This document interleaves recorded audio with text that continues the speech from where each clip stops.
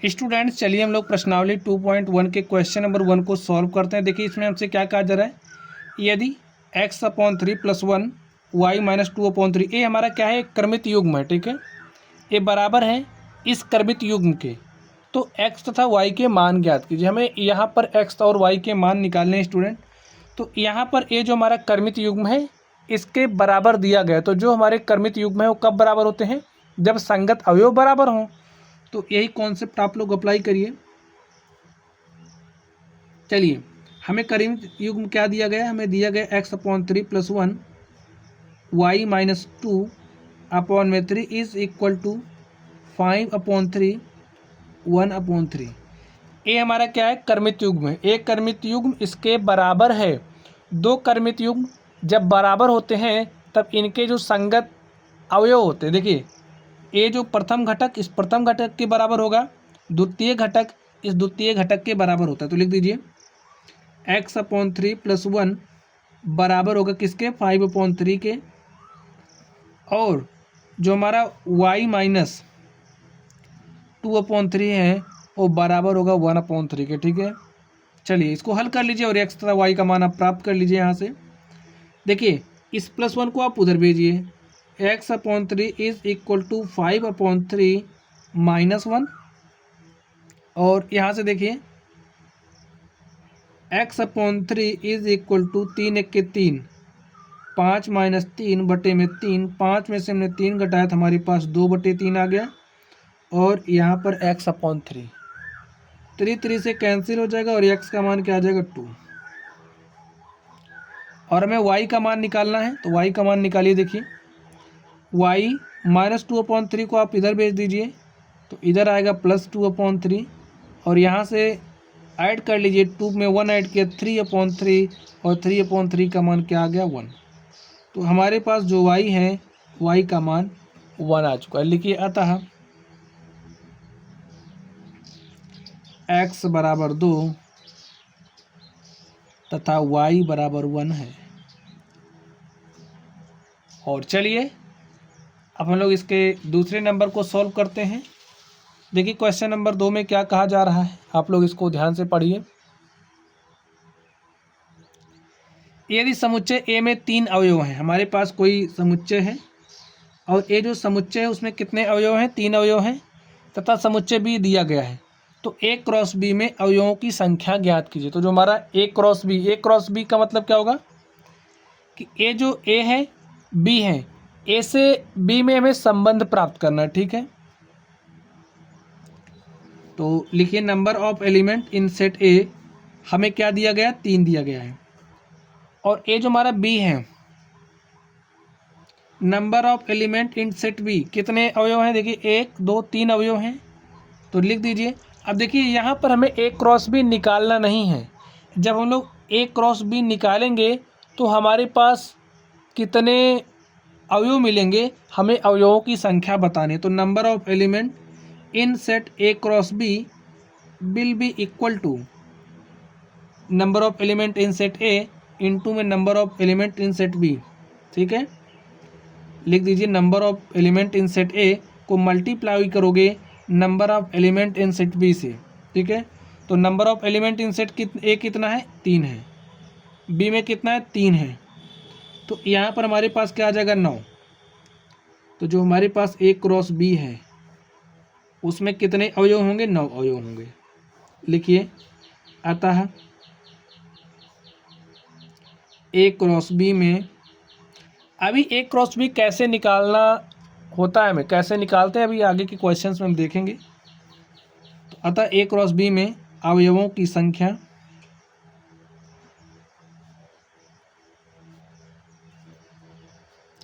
बराबर कितना है, 9 है। ठीक है स्टूडेंट, और इस तरीके से जो हमारा क्वेश्चन था 2 नंबर हमने इसको हल कर लिया है। चलिए अब हम लोग अगले नंबर पर चलते हैं और उसको हल कर लेते हैं। तो स्टूडेंट ये रहा क्वेश्चन नंबर 3। इस क्वेश्चन नंबर 3 को पढ़िए। देखिए इसमें क्या कहा जा रहा है, यदि G, तो हमारे पास एक सेट यानी कि समुच्चय G है। जो समुच्चय दी गई उसके अवयव क्या हैं, 7 हैं 8 हैं। ठीक है, और हमारे पास एक दूसरा सेट H है, H के अवयव हैं 5 4 2। हमें G क्रॉस H, ठीक है, क्या निकालना है, G क्रॉस H। तो चलिए हम लोग G क्रॉस H निकालते हैं। अब देखिए G क्रॉस H कैसे निकालते हैं, इसको आप लोग ध्यान से समझिए। पहले हमें G लिखा है, फिर H है ना, तो हम क्रमित युग्म बनाएंगे, ठीक है। इस G के आप इस अवयव को पकड़िए 7 को, ठीक है, और यहाँ से एक अवयव लिखिए, पहले अवयव को 5, फिर इसी 7 को रखिए यहाँ पर, इसका दूसरा अवयव लीजिए। ये हम क्रमित युग्म प्राप्त कर रहे हैं, ठीक है, Cartesian product of two sets, मतलब जो हमारे दो सेट्स होते हैं इनका कार्तीय गुणन कैसे करते हैं इसको आप लोग सीखिए। तो जी के हमने अवयव को लिया 7 5 7 4 फिर 7 2। इसी तरीके से आप 8 को लीजिए, 8 को लीजिए, 8 के साथ 5 को रखिए, फिर 8 को लीजिए और इसके साथ 4 को रखिए, 8 को लीजिए और इसके साथ 2 को लिखिए। तो समुच्चय G और H का जो कार्तीय गुणन है हमने निकाला, तो हमारे पास क्या आ गया, यही एक सेट आ गया, ठीक है। इन्हें हम क्रमित युग्म कहते हैं। इसे प्रथम घटक, इसे द्वितीय घटक कहते हैं। प्रथम घटक को X तथा द्वितीय घटक को Y से रिप्रेजेंट करते हैं, ठीक है। चलिए हमने G क्रॉस H निकाल लिया, अब हमें H क्रॉस G निकालना है, तो चलिए हम लोग H क्रॉस G निकालते हैं। देखिए अब हम लोग H क्रॉस G निकाल रहे हैं, यानी अब हमारा जो पहले अवयव होगा, प्रथम घटक होगा वो H के अवयव होंगे और सेकंड जो घटक होगा वो G के अवयव होंगे, ठीक है। तो पहले आप 5 को रखिए यहाँ पर, फिर 7, 5 को रखिए, फिर 8 हो गया। चलिए अब 4 को लीजिए, 4 को लिया तो यहाँ पर क्या हो जाएगा 7, 4 को रखिए यहाँ पर, फिर देखिए 8, इस तरीके से हुआ। फिर आप 2 को लीजिए, 2 के साथ 7 रखिए, फिर देखिए 2 को लीजिए, 2 के बाद 8 को रखिए। इस तरीके से हमने G क्रॉस H निकाला और हमने H क्रॉस G निकाला, और यही हमारा क्या हो गया, आंसर हो गया। चलिए अब हम लोग अगले प्रश्न पर चलते हैं और देखते हैं हमारा अगला क्वेश्चन क्या है। तो स्टूडेंट आप लोग अगले क्वेश्चन को ध्यान से देखिए, क्वेश्चन नंबर 4। तो इसमें बताना, देखिए क्या बताना, बतलाइए कि निम्नलिखित कथनों में से प्रत्येक सत्य है अथवा असत्य है। यदि कथन असत्य है तो दिए गए कथन को सही बनाकर लिखिए, हमें सही बनाकर लिखना है, ठीक है। चलिए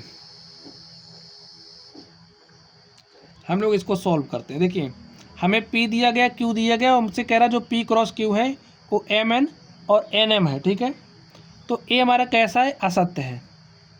असत्य क्यों है अभी आपको पता चल जाएगा। देखिए चलिए इसका P क्रॉस Q हमारे पास आएगा क्या, हम लोग P क्रॉस Q निकालते हैं।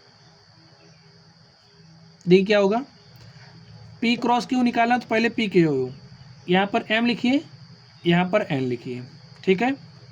अब यहाँ पर M लिखिए और यहाँ से M हो जाएगा, फिर N को पकड़िए आप, तो यहाँ पर N आ जाएगा, फिर N को पकड़िए, यहाँ पर M लिखिए।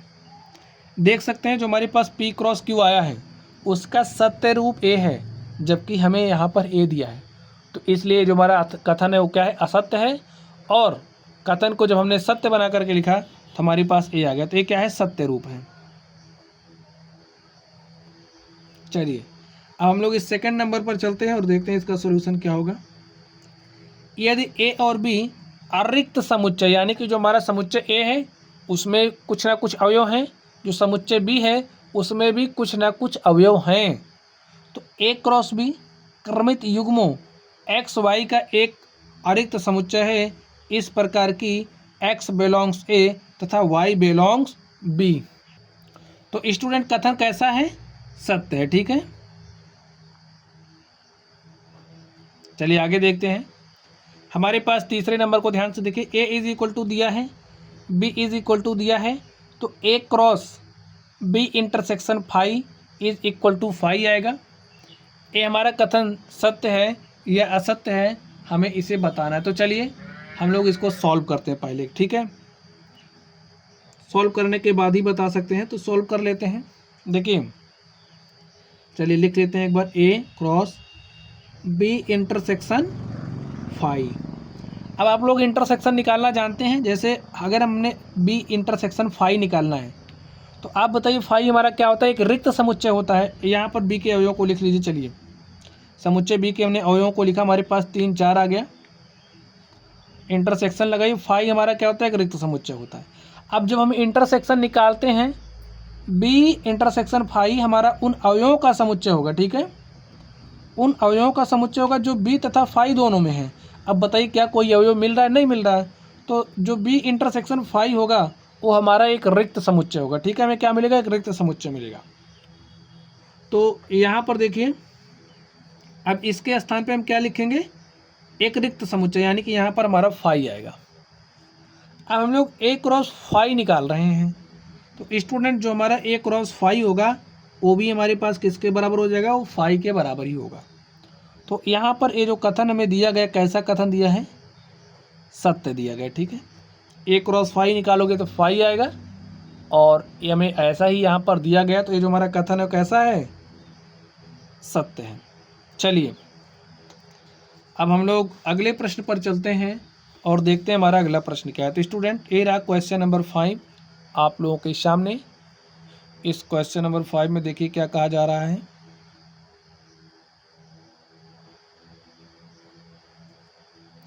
इसमें हमें दिया है यदि a इज इक्वल टू -1 1 तो a क्रॉस a ज्ञात कीजिए। हमें क्या निकालना है, a क्रॉस a। तो चलिए हम लोग निकालते हैं, क्या निकालना है, क्या दिया है, हमारा जो समुच्चय a है उसके अवयव -1 तथा 1 है। हमें a क्रॉस a निकालना है, ठीक है। तो चलिए सबसे पहले हम लोग a क्रॉस a निकाल लेते हैं, ठीक है। तो a क्रॉस a निकालिए, समुच्चय a के अवयवों को आप यहाँ पर लिखिए -1 1, क्रॉस लगाइए, इसको लिखिए 1 1, इसका क्रॉस इससे करना है तो कर लीजिए। देखिए इसको पकड़िए -1 को, तो यहाँ के अवयवों को आप लिखिए, इसको ही पकड़े रहिए अभी, तो यहाँ के अवयव को लिखिए, हो गया। चलिए अब इसको लीजिए, 1 को लिया तो यहाँ पर 1 1, अब इसी 1 को लीजिए तो यहाँ पर क्या हो गया 1 1। स्टूडेंट हमारा -1 है, ठीक है, तो -1 आएगा, इसको पकड़ा तो यहाँ पर -1 1, इसको लिए तो 1, यहाँ पर -1 1 1, ठीक है। तो इस तरीके से आप देख सकते हैं हमने a क्रॉस a निकाल लिया है। अब हमें a क्रॉस a चाहिए, ठीक है।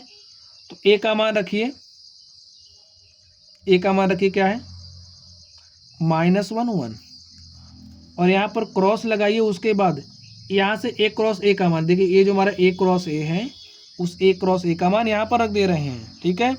तो रखिए -1 1 और यहाँ से देखिए 1 -1 1 1। चलिए अब इसका क्रॉस निकालते हैं स्टूडेंट। अब हमारे पास अब तक क्या मिल रहा था, यहाँ पर देखिए हमें क्या मिला, क्रमित युग्म मिला, लेकिन अब हमें क्रमित त्रिक मिलेगा, ठीक है। तो चलिए इस -1 को आप पकड़िए, ठीक है। तो इस -1 को हमने पकड़ा, तो भाई इसके अवयव को पहले रखना पड़ेगा, तो यहाँ पर हमने -1 रखा, फिर इसके अवयव को लिख दीजिए, तो यहाँ पर -1 ठीक है। फिर इसी -1 को पकड़िए, तो यहाँ पर लिखा -1, फिर क्या हो जाएगा -1 1, फिर इसी को भी पकड़ना है, तो -1 यहाँ पर 1, यहाँ पर -1, इसी को रखिए -1 1 1, ठीक है। अब देखिए इसको लेना है आपको, इस 1 को पकड़िए, तो इस 1 को रखिए यहाँ पर 1 -1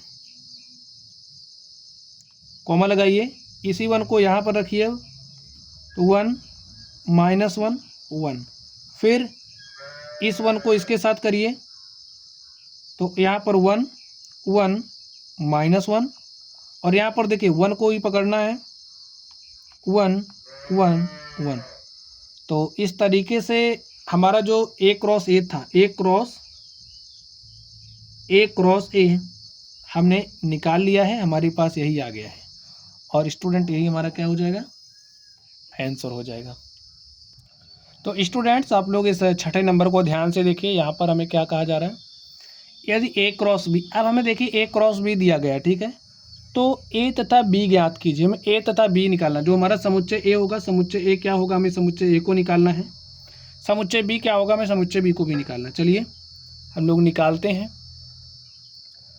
तो ए क्रॉस बी क्या दिया गया है, इस तरीके से सेट दिया गया, A x A y B x B y, ठीक है। अब आप लोग बताइए समुच्चय ए में कौन कौन से अवयव आएंगे। यहाँ पर जो आप देख रहे हैं, प्रथम घटक हमारे सेट ए के अवयव हो जाएंगे, क्योंकि यहाँ ए क्रॉस बी है, तो ए लिख दीजिए और यहाँ से बी आ जाएगा, ठीक है। ए हमारा सेट ए के अवयव हो गए। चलिए बी की बात कर लेते हैं। देखिए बी यानी कि जो द्वितीय घटक होगा वो हमारे समुच्चय बी के अवयव होंगे, तो यहाँ पर एक्स है, एक्स लिखिए और देखिए क्या है, वाई है, तो यहाँ पर वाई लिख दिया हमने। तो इस तरीके से जो हमारा समुच्चय ए था, हमने समुच्चय ए को प्राप्त किया, समुच्चय बी को प्राप्त किया, हमें यही निकालना था तो हमने निकाल लिया है। चलिए अब हम लोग अगले क्वेश्चन पर चलते हैं और देखते हैं हमारा अगला क्वेश्चन क्या है। तो स्टूडेंट आप लोग क्वेश्चन नंबर 7 को ध्यान से देखिए।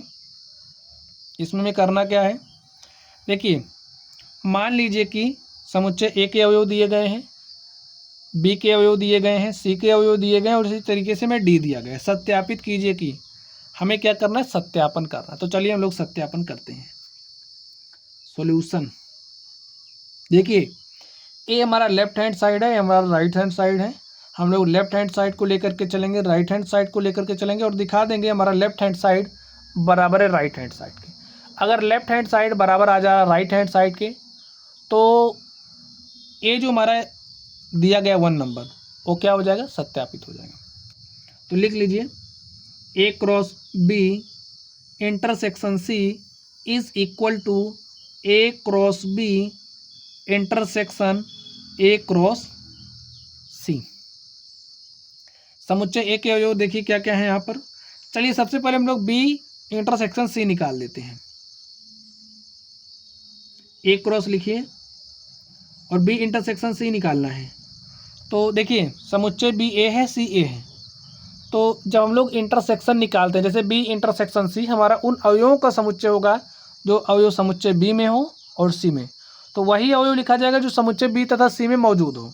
तो देखिए यहाँ पर 1 2 3 4 है और यहाँ पर 5 6 है, तो हमको कोई भी अवयव नहीं दिख रहा है। तो जो हमारा बी इंटरसेक्शन सी होगा वो एक रिक्त समुच्चय मिलेगा, ठीक है। चलिए अभी इस तरफ देखते हैं, हमें A cross B intersection A cross C चाहिए। तो चलिए हम लोग ए क्रॉस बी निकालते हैं। ए क्रॉस बी, ए है बी है, तो ए क्रॉस बी निकालते हैं। देखिए कैसे आएगा, इस 1 को लीजिए और यहाँ से 1 लीजिए, ठीक है। यहाँ से 1 लीजिए, यहाँ से 2 को लीजिए, क्रमित युग्म बनाइए। अब हमने 1 लिया, यहाँ से 3 लिया, यहाँ 1 और यहाँ से 4। चलिए अब इस 2 को आप लीजिए, देखिए इसको हम बाद में हल करेंगे। इस 2 को लीजिए आप, 1 के साथ रखिए, क्रमित युग्म बनाइए। 2 को लिया हमने, इस 2 को लिया तो 2 के साथ क्रमित युग्म बनाइए। यहाँ पर 2 3 हो जाएगा और यहाँ पर 2 4 हो जाएगा, ठीक है। तो ये हमारा ए क्रॉस बी आ गया। अब इंटरसेक्शन लगाना है तो आप ऐसे इंटरसेक्शन लगा दीजिए। चलिए अब हम लोग ए क्रॉस सी निकाल लेते हैं। ए क्रॉस सी, ए क्रॉस सी, ए के अवयव को लीजिए, हमने 1 को लिया, सी यहाँ पर 5 आ जाएगा, फिर 1 को लीजिए, यहाँ पर 6 है तो यहाँ पर हमने 6 लिखा। इस अब 2 को लीजिए, 2 को लिया, 5 के साथ लिखा, 2 को लिया, 6 के साथ लिखा और इस तरीके से जो हमारा ए क्रॉस सी था हमने उसको भी निकाल लिया है। चलिए अब यहाँ पर देखिए ए क्रॉस फाइव, यानी कि जो हमारा रिक्त समुच्चय है। चलिए इधर देखिए, अब आप इसका और इसका इंटरसेक्शन लेना है, तो इसका और इसका इंटरसेक्शन उन क्रमित युग्मों का समुच्चय हो जाएगा जो इसमें और इसमें दोनों में हो। ठीक है, तो देखिए कौन कौन से अवयव दोनों में हैं। यहाँ पर 1 1 है, क्या है यहाँ पर कहीं दिख रहा, नहीं दिख रहा। यहाँ पर 1 2 है, तो यहाँ पर कहीं 1 2 नहीं दिख रहा। यहाँ पर 1 3, तो यहाँ पर कहीं नहीं दिख रहा। यहाँ पर 1 4 है, यहाँ पर कहीं नहीं दिख रहा। यहाँ पर 2 1 है, तो यहाँ पर कहीं नहीं है। 2 2 कहीं नहीं, 2 3 भी कहीं नहीं है, 2 4 कहीं नहीं है। तो यहाँ पर हमारे पास क्या आ गया, ए क्रॉस बी का हमने इंटरसेक्शन लिया ए क्रॉस सी के साथ, तो हमें एक रिक्त समुच्चय मिला। अब आप लोग यहाँ पर देखिए, समुच्चय ए हमें क्या दिया गया है, 1 2। तो भाई यहाँ पर चलिए लिख के आपको बता दे रहे हैं, क्रॉस ए इस तरफ। ठीक है, तो इसका और इसका आप जब क्रॉस लोगे तो हमें क्या मिलेगा, एक रिक्त समुच्चय मिलेगा। तो यहाँ से आप क्या देख रहे हैं, जो हमारा लेफ्ट हैंड साइड है वो एक रिक्त समुच्चय आया है, जो हमारा राइट हैंड साइड है वो भी एक रिक्त समुच्चय आ गया। तो लिखिए left hand side is equal to right hand side, अतः जो हमारा दिया गया था वो क्या हो चुका है, प्रूव्ड हो चुका है, अतः सिद्ध हुआ, इति सिद्धम। चलिए अब हम लोग इस सेकंड नंबर पर चलते हैं और इसको हल करते हैं। तो यहाँ पर आप लोग ध्यान से देखिए इस सेकंड नंबर को। चलिए हम लोग इस सेकंड नंबर को हल करते हैं। यहाँ पर हमें क्या कहा जा रहा है, ए क्रॉस सी क्या है, बी क्रॉस डी का एक उपसमुच्चय है, उपसमुच्चय है, हमें दिखाना है। ठीक है, तो चलिए सबसे पहले हम लोग ए क्रॉस सी निकाल लेते हैं।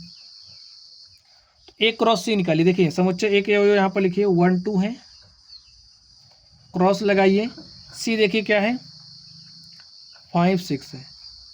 तो भाई क्रॉस प्रोडक्ट ले लीजिए आप, इसका कार्तीय गुणन लीजिए, 1 5, 1 को लीजिए 6 हो गया। चलिए 2 को लीजिए 2 5, 2 लीजिए 6, तो हमने ए क्रॉस सी निकाल लिया है। चलिए हम लोग बी क्रॉस डी निकाल लेते हैं। बी क्रॉस डी आप निकालिए, तो समुच्चय बी यहाँ पर लिखिए के अवयव हैं क्या, 1 2 3 4, क्रॉस लगाइए डी, डी के अवयव देखिए क्या क्या है, 5 6 7 8, 5 6 7 8, इस तरीके से हो गया। अब हम इसका क्रॉस प्रोडक्ट निकालते हैं। ठीक है, यानी कि कार्तीय गुणन निकाल लीजिए। 1 को 5 के साथ रखिए, 1 को 6 के साथ रखिए, फिर 1 को 7 के साथ रखिए, 1 को 8 के साथ रखिए। ठीक है, चलिए आगे देखिए। अब 2 को 5 के साथ रखिए, 2 5, 2 6, 2 7, 2 8। ठीक है, आगे देखिए। अब 3 को 5 के साथ रखना है, 3 को 6 के साथ रखना है, 3 को 7 के साथ रखना है, 3 को 8 के साथ रखना है। आगे देखिए 4 को 5 के साथ रखना है, 4 को 6 के साथ रखना है, 4 को 7 के साथ रखना है, और 4 को 8 के साथ रख के ब्रैकेट बंद कर दीजिए। तो यहाँ पर हमारे पास देखिए बी क्रॉस डी आ गया है। अब आप लोग ध्यान से देखें, मैं क्या दिखाना, जो ए क्रॉस सी है बी क्रॉस डी का एक उपसमुच्चय कुछ इस तरीके से। देखिए जो ए क्रॉस सी है वो क्या है, सबसेट है किसका, बी क्रॉस डी का। A cross C B cross D का सबसेट कब होगा, जब ए क्रॉस सी के सारे अवयव बी क्रॉस डी में मौजूद हों। बात समझ गए, ए क्रॉस सी के सारे अवयव बी क्रॉस डी में अगर मौजूद होंगे तो ए क्रॉस सी सबसेट होगा बी क्रॉस डी का। देखिए क्या ए क्रॉस सी के सारे अवयव बी क्रॉस डी में मौजूद हैं, चेक करिए। यहाँ पर 1 5 है, यहाँ पर 1 5 है, मिल गया। 1 6 1 6, यहाँ पर 2 5 है तो यहाँ पर भी 2 5 है, यहाँ पर 2 6 है तो यहाँ पर भी 2 6 है। मिल गया आपको सारी चीज़ें। फिर से देखिए 1 5 1 5 1 6 1 6 2 5 2 5 है 2 6 2 6 है। यानी कि लिखिए चूँकि ए क्रॉस सी के सभी अवयव बी क्रॉस डी में उपस्थित है। ए क्रॉस सी के सभी अवयव बी क्रॉस डी में उपस्थित हैं, इसलिए या फिर अतः ए क्रॉस सी क्या है, सबसेट है किसका, बी क्रॉस डी का। ठीक है, और यही हमें प्रूव करना था और ए हमारा क्या हो चुका है, प्रूव्ड हो चुका है। तो स्टूडेंट इस तरीके से जो हमारा 7 नंबर था, हमने 7 नंबर को हल कर लिया है। चलिए अब हम लोग अगले नंबर पर चलते हैं और देखते हैं उसका सॉल्यूशन क्या होगा। तो स्टूडेंट आप लोग क्वेश्चन नंबर 8 को ध्यान से देखिए। चलिए हम लोग क्वेश्चन नंबर 8 को हल करते हैं। देखिए 8 नंबर में क्या कहा जा रहा है। 8 नंबर में हमसे कहा जा रहा है, मान लीजिए कि ए इज इक्वल टू दिया गया set, B is equal to दिया गया, तो ए क्रॉस बी लिखिए।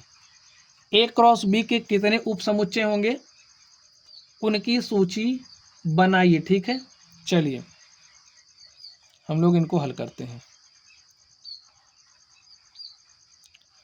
तो लिखिए सॉल्यूशन। समुच्चय ए दिया गया है, इसके अवयव 1 2 हैं। बी दिया गया है, इसके अवयव 3 4 हैं। तो हमें क्या लिखना है, ए क्रॉस बी। तो लिख दीजिए ए क्रॉस बी।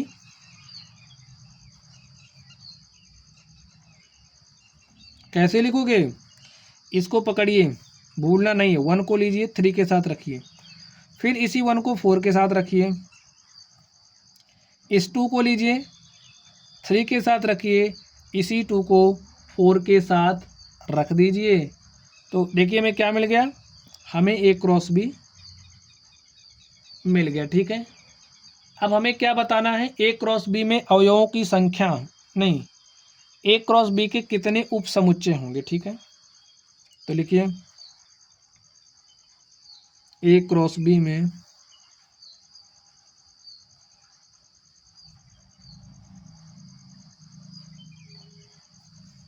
उप समुच्चयों की संख्या। तो क्या हो जाएगा स्टूडेंट, आप लोग ध्यान से देखिए। अब जितने नंबर ऑफ, देखिए हमारा फॉर्मूला क्या होता है, 2 की power number of element in A cross B.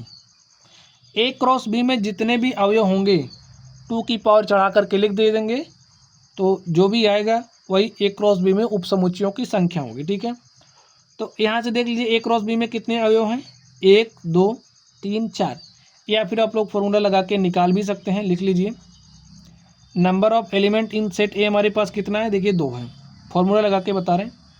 Number of element यानी कि अवयवों की संख्या समुच्चय बी में कितनी है, 2 है। तो number of element in A cross B किसके बराबर होता है, number of element in set A multiplied by number of element in set B, यानी कि 2 × 2 बराबर 4। तो यहाँ पर हमने निकाल लिया number of element in A cross B, तो यहाँ पर आ जाएगा 2 की पावर 4, और 2 की पावर 4 का मतलब देखिए क्या जाएगा, 2 दूनी 4 दूनी 8 दूनी 16। ए क्रॉस बी में उप समुच्चयों की संख्या कितनी हो जाएगी, 16 उप समुच्चय होंगे। तो स्टूडेंट चलिए अब हम लोग भाई उनकी सूची बनाना है उप समुच्चयों की, तो उप समुच्चयों की सूची भी बना लेते हैं।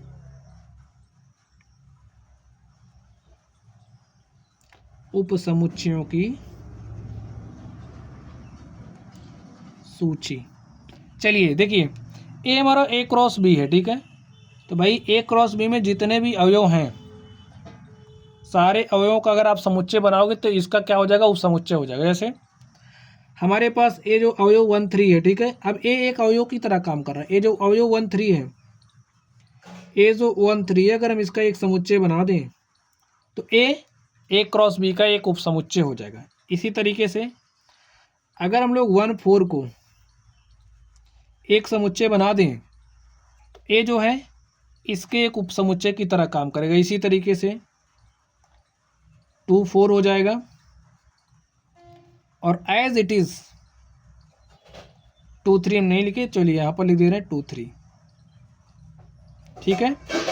अब अगर हमने कोई भी रिक्त समुच्चय हमारे पास है तो कोई भी रिक्त समुच्चय किसी भी समुच्चय का उपसमुच्चय होता ही है, तो एक जो उपसमुच्चय हमारा रिक्त समुच्चय भी हो जाएगा। ठीक है। चलिए हम लोग आगे देखते हैं। अब अगर हम लोग दो दो अवयवों को लेकर के एक समुच्चय बना दें, तो चलिए अब हम लोग दो दो अवयवों को लेकर के एक समुच्चय बनाते हैं। देखिए 1 3 और आप 1 4 को लीजिए। 1 3 1 4 इन दोनों अवयवों को हमने लिया, समुच्चय बना दिया। इसी तरीके से अब आप लोग 1 3 और 2 3 को लीजिए। ठीक है। 1 3 और 2 3 को लीजिए, समुच्चय बना दीजिए। आगे 1 3 के साथ 2 4 को लीजिए। 1 3 2 4। ठीक है। आगे देखते हैं। अब हम लोग इसको लेंगे 1 4 के साथ 2 3 को आप लिखिए, तो हमारे पास एक समुच्चय बन गया। और ये जो समुच्चय बन रहे हैं देखिए, इसके सारे अवयव इसमें मौजूद हैं, तो इसलिए एक क्या है, इसका एक उपसमुच्चय है। ठीक है। चलिए इसी तरीके से यहाँ पर देखते हैं। अब आप 1 4 के साथ 2 4 को रख दीजिए। 1 4 के साथ हमने 2 4 को रखा, तो ये भी क्या हो गया, एक उपसमुच्चय हो गया। चलिए अब हम लोग इसको ले लेते हैं। चलिए हमने 2 3 लिया, 2 3 के साथ आप 2 4 को रखिए और एक समुच्चय बना दीजिए। ये जो समुच्चय बना ये भी ए क्रॉस बी का एक उपसमुच्चय ही होगा। और स्टूडेंट आप लोग एक बात और ध्यान से समझिए, अगर हम लोग इस पूरे समुच्चय को यहाँ पर लिख दें तो ये जो पूरा समुच्चय होगा ये इसका भी एक उपसमुच्चय होगा। ठीक है। ए क्रॉस बी के सारे अवयव ए क्रॉस बी के एक उपसमुच्चय होंगे। तो यहाँ पर लिख दीजिए इसको, इसी समुच्चय को लिखिए 1 3 1 4 2 3 2 4। क्योंकि देखिए ये जो समुच्चय हमने बनाया इसके सारे अवयव इसमें मौजूद हैं, तो ये क्या हो गया, इसका एक उपसमुच्चय हो गया। ठीक है। कोई भी समुच्चय स्वयं का एक उपसमुच्चय होता है। चलिए आगे बात करते हैं। देखिए अब हमने 2 2 का जोड़ा बनाया था, अब हम लोग 3 3 अवयवों को लेकर के लिखेंगे। तो चलिए अब हमने 1 3 लिया, 1 4 लिया और इसके साथ हमने 2 3 लगा दिया। देखिए हमारा एक समुच्चय बना, ये इसका एक उपसमुच्चय हो गया। चलिए 1 3 लिखिए और 1 4 लिखिए। अब इसके बाद आप 2 4 को लिख दीजिए, तो भी हमारा एक अलग तरीके का समुच्चय बन गया। चलिए अब इसी तरीके से हम लोग क्या करेंगे, अब आप इसको लीजिए 1 3 और अगर हम लोग 2 4 को ले लें 1 3 2 4 और 2 3। ठीक है। 2 3 2 4 और इसको लेकर के एक समुच्चय बना दें। एक देखिए बच रहा 2 3 2 4 और अगर हम 1 3 को लिख दें तो भी हमारे पास एक समुच्चय बन गया। देख लीजिए कहीं पर दिख तो नहीं रहा है, ये 2 3 2 4 1 3 नहीं दिख रहा। ठीक है। हाँ स्टूडेंट, तो ये भी हमारा एक समुच्चय हो गया। अब इनकी संख्या गिन लो, क्या 16 है? अगर 16 है तो हमने सही लिखा है। 1 2 3 4 5 6 7 8 9 10 11 12 13 14 15। तो यहाँ पर 15 और एक देखिए और लिख सकते हैं हम लोग यहाँ से 1 4 2 3 2 4। देखिए कहीं पर लिखा है, नहीं लिखा है, तो 1 4 2 3 2 4। 15 थे, एक 16 हो गया स्टूडेंट। तो यहाँ पर जो हमें उपसमुच्चयों की सूची बनानी थी, हमने उपसमुच्चयों की सूची बना दी। और इस तरीके से हमारा जो क्वेश्चन नंबर 8 था, हमने क्वेश्चन नंबर 8 को भी सॉल्व कर लिया है। ठीक है स्टूडेंट, तो चलिए आप लोग पढ़ते रहिए। Thank you.